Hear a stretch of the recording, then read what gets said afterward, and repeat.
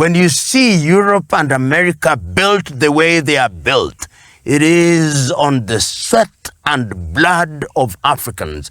Africans became hewers of wood and drawers of water for those civilizations. Colonialism was a crime against humanity, that slavery was a crime against humanity, and that it was perpetrated in the not too distant past against African peoples, and that some element of atonement is mandatory for the world to have what one can say a level playing field where people can shake hands and say, yes, you wronged us, we have apologized, and we are atoning for it. That is what Africa is asking about. That is what people of African descent are asking about. And I'm quite certain that in Asia, they may be asking the same question. But speaking about Africa, something is being done. And I hold the view that the Abuja proclamation of 1993 is something that ought to be given impetus. That is slavery,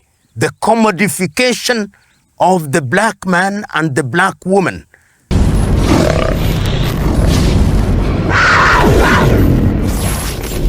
I'm PLO Lumumba here at the Lukenya Hills campsite in Machakos County in the Republic of Kenya in the continent of Africa. And we continue this discussion, and today we focus on a very critical subject, the subject of reparations. So that reparation is a live subject. But the question that is to be asked, reparation for what? And this is a subject that has remained contentious. Contentious in the sense that those who are the perpetrators of slavery have been very reluctant to accept that there is need and a case for reparation.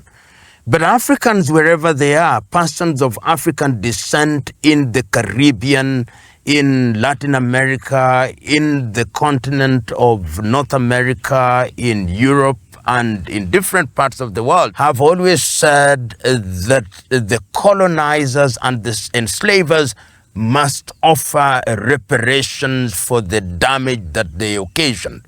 Let us contextualize this. One, over half the population of the continent of Africa was taken away from the continent and taken to the Caribbean, taken to North America, and taken to parts of Europe, so that today, when you see Europe and America built the way they are built, it is on the sweat and blood of Africans. Africans became hewers of wood and drawers of water for those civilizations. Whenever I go to Brussels and I see the street lights, I see Congo, the Democratic Republic of Congo. When I look at the underground in London, I see the iron ore that was stolen from the continent of Africa.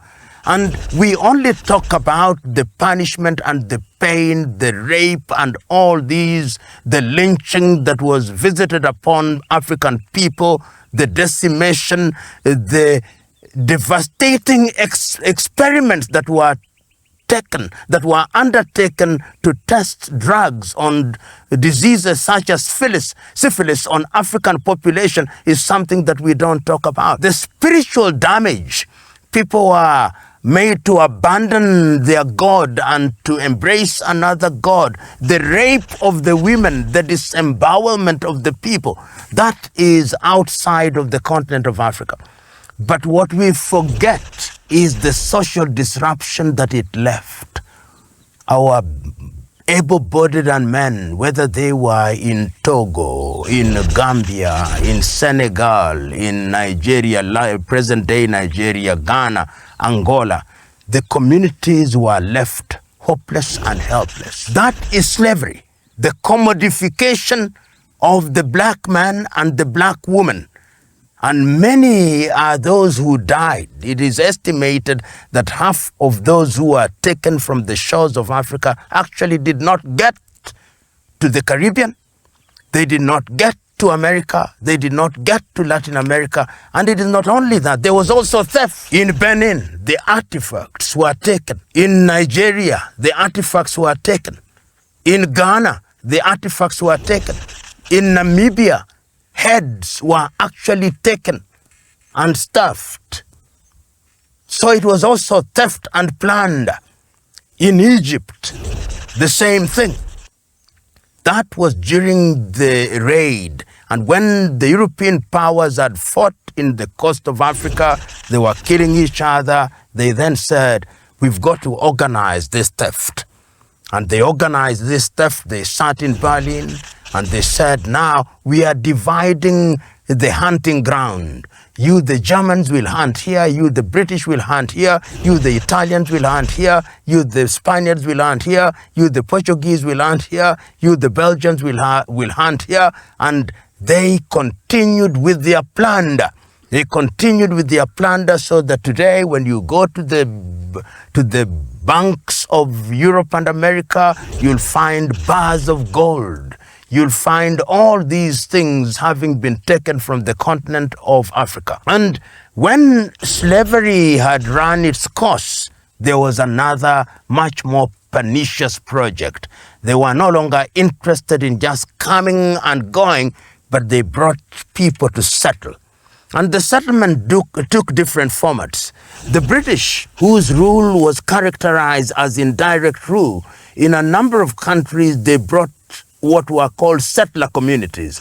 Kenya was such a settler community where bad-mannered, ill-mannered people from England were brought to the East African region, and they settled in some of the areas. They changed our laws. They introduced crops. They introduced poll tax. They introduced taxes. They introduced forced labor. In Kenya, they were devastating. They killed people, particularly the Agikuyu of Kenya, and massacred them, raped their women, took their land.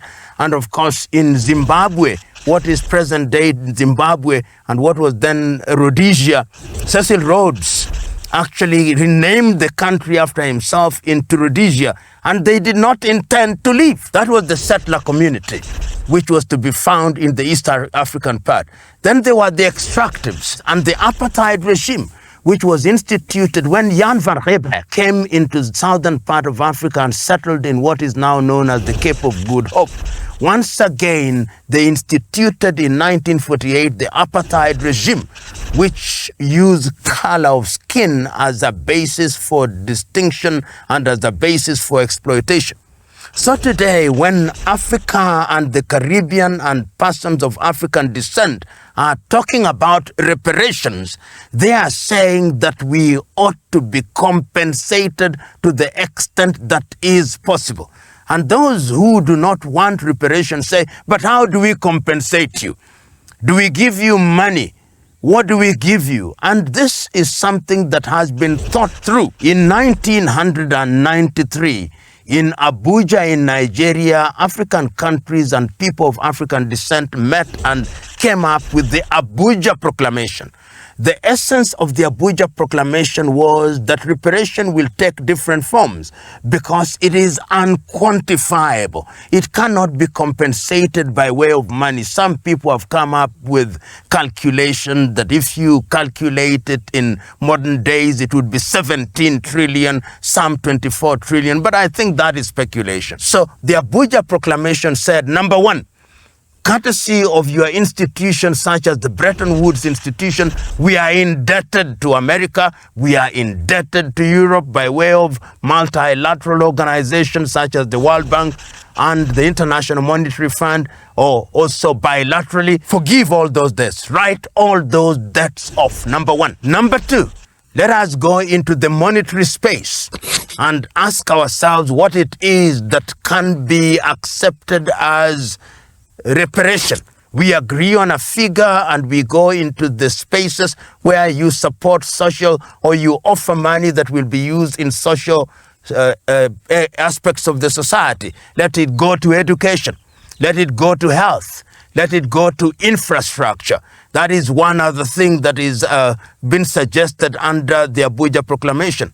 The other thing, perhaps the first thing that was demanded of them, apologize. And it is instructive. I think the Germans have apologized. The Dutch have apologized. The French have never quite apologized. They speak some language which is close to apology, but it's trickery. The British have never apologized because I'm told they claim that when you apologize, you open a floodgate of claims. The Germans did apologize and paid a token amount to the Namibian government. And of course, the Belgians have never apologized. And so apology would be the foundation stone upon which all these things would be happening. And then, of course, there is also the return of stolen artifacts, many of which are now adorning museums, the Guggenheim museums, the Smithsonian museums, and it is instructive that some of these have now been returned from the Smithsonian. I think they have returned something to the Ashanti Empire.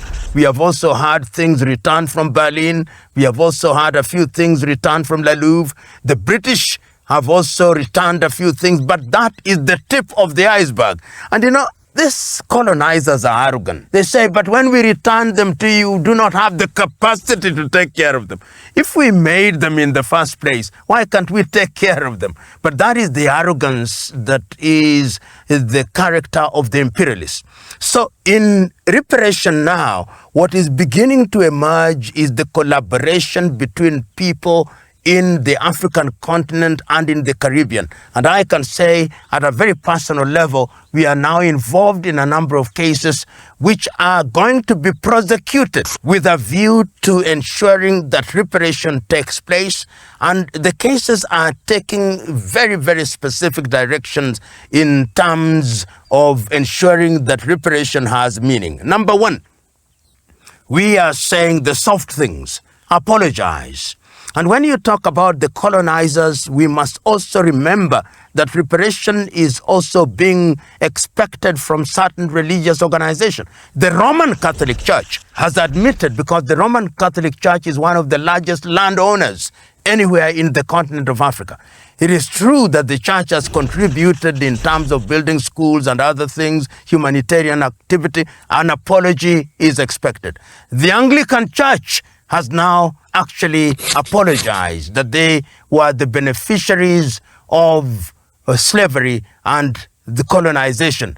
Barclays Bank accepted that their bank was used in this regard.